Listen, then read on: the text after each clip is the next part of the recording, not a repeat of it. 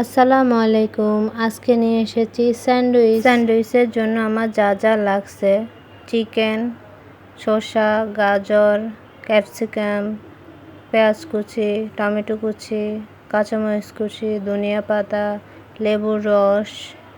এখন আমি নিয়ে নেব 2টো ডিম, লবণ, চিনি, গুঁড়ো দুধ, রসুন, শুকনো মরিচ, লেবুর রস, কালো গোলমরিচ, হালকা পরিমাণে তেল দিয়ে একটা মেয়োনিজ তৈরি করে নিয়েছি।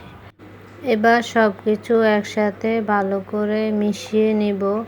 মিশিয়ে নিয়ে এখানে আমি পাউরুটি নিয়ে নিয়েছি।